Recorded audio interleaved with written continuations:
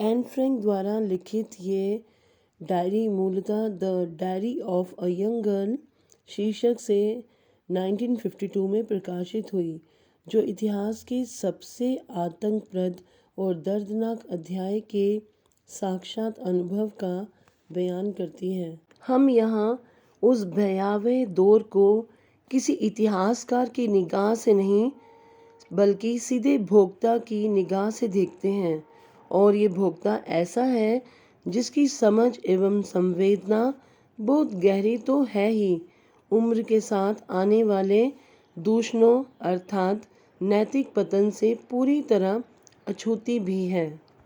द्वितीय विश्व युद्ध के दौरान यहूदियों पर ही सबसे अधिक अत्याचार हुए थे। इस पाठ में लेखिका एन फ्रैंक ने अपने जीवन में आए संकटों का मार्मिक ढंग से वर्णन किया है। लेखिका ने स्त्रियों पर हुए अन्याय का भी वर्णन किया है। इस डायरी को एन फ्रैंक के अकाल मृत्यु के बाद उसके पिता ओटो फ्रैंक ने पहली बार डच भाषा में वर्ष 1947 में छपवाया अर्थात प्रकाशित करवाया था। लेखिका ने अपनी डायरी को अपनी प्यारी गुड़िया किटी को संबोधित करते हुए लिखा है। ये डायरी यहूदियों पर ढाए गए जुल्मों का एक जीवंत ऐतिहासिक दस्तावेज है। लेखिका ने 8 जुलाई 1942 से अपनी डायरी लिखनी प्रारंभ की। युद्ध के दौरान दो यहूदी परिवार 2 वर्ष तक एक गुप्त स्थान पर छिपे रहे।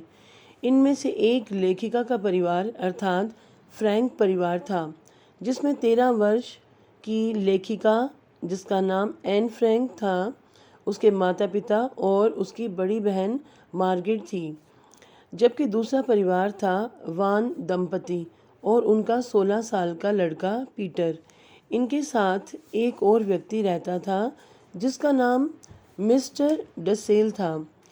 एन फ्रैंक ने डर, आतंक, भूख, गरीबी, मानवीयता, प्रेम, घृणा, प्यास, पकड़े जाने का खौफ आदि का जीवंत वर्णन किया है। ये सब एन के पापा के दफ्तर में छिपे थे। 9 तारीख को दफ्तर के बिल्डिंग के बारे में लिखा गया है। 10 तारीख को लेखिका ने दिन भर अपने पिता के साथ मिलकर दफ्तर के कमरे की सफाई की और सामान व्यवस्थित किया। रसोई को रगड़कर साफ करने का काम भी लेखिका ने ही पूरा किया। 28 नवंबर को एन ने लिखा कि उसने ये समय किस प्रकार डर डर कर बिताया है। मिस्टर डसेल, जो एक अच्छे खासे चुगलखोर व्यक्ति हैं, वे एन की सभी बातें उसकी मम्मी को बता देते हैं और वही बातें एन की माँ उसे उपदेश के रूप में सुनाती है। एन ने अपनी गलतियों के बारे में भी लिखा है, पर वह उन पर या तो हंस देती है या फिर रो देती है। वह चाहती है कि अपनी सभी गलतियां वे धीरे धीरे ठीक कर ले। 19 मार्च को एन फ्रैंक ने लिखा कि 1000 गिल्डर के नोट को अवैध मुद्रा घोषित किए जाने से कालाबाजारी करने वालों को एक बड़ा झटका लगा। 23 जनवरी 1944 को एन फ्रैंक ने लिखा कि उसे राजसी परिवारों की वंशावली में अच्छी रुचि हो गई है। वह रविवार को फिल्मी कलाकारों की तस्वीरें अलग करने व देखने में समय व्यतीत करती है। साथ ही एन फ्रैंक को बालों का स्टाइल बनाना बहुत पसंद है। 28 जनवरी को एन फ्रैंक लिखती है कि वे मिसेज वान दान की हर कहानी को सुनकर अब उब चुकी है, मतलब बोर हो चुकी है, क्योंकि वही कहानी उसने पहले भी सुन रखी है। वह कहती है कि मिस्टर डसेल भी पुरानी बातें बताते रहते हैं, जैसे घोड़ों की दौड़ें, लीक करती नावें और 4 साल की उम्र में तैरने की बातें इत्यादि, जो उसे अब अच्छी नहीं लगती। 29 मार्च को एन ने लिखा कि कैबिनेट मंत्री मिस्टर बोल्केस्टीन ने लंदन से डच प्रसारण में घोषणाएं करते हुए कहा कि युद्ध के बाद युद्ध का वर्णन करने वाली डायरियों तथा पत्रों को इकट्ठा किया जाएगा। ये सुनकर एन का मन आनंद से भर गया। लेखिका ने यह भी कहा कि डचों की नैतिकता अच्छी नहीं है, वे सभी भूखे हैं। उनके यहाँ 1-2 हफ्ते का राशन 2 दिन भी नहीं चल पाता। ब्लैक मार्केट में जूते का तला 7.5 गिल्डर का मिलता है। सौभाग्य से बहुत कम डच लोग गलत पक्ष में हैं। एन का मानना था कि ज़्यादा डच लोग जो हैं वे अच्छे हैं, उनमें इंसानियत बाकी है। एन ने 11 अप्रैल को डायरी में लिखा कि शनिवार को गोलाबारी शुरू हो गई। तेज़ धमाका सुनने के बाद एन छत से नीचे उतरी थी।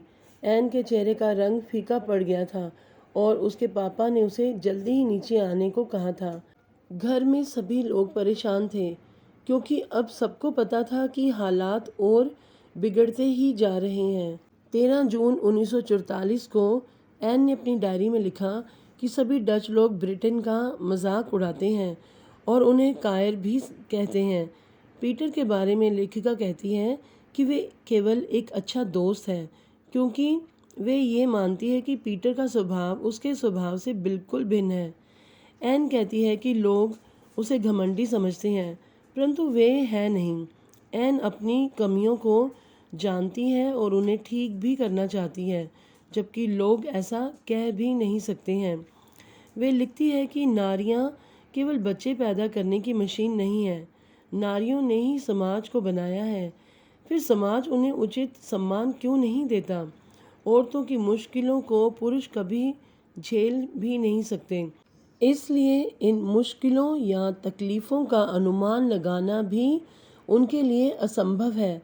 लेखिका को ये विश्वास है कि अगली सदी में औरतों को अधिक सम्मान और गौरव की दृष्टि से देखा जाएगा। तो ये था एन फ्रैंक द्वारा लिखित डायरी के पन्ने का सार।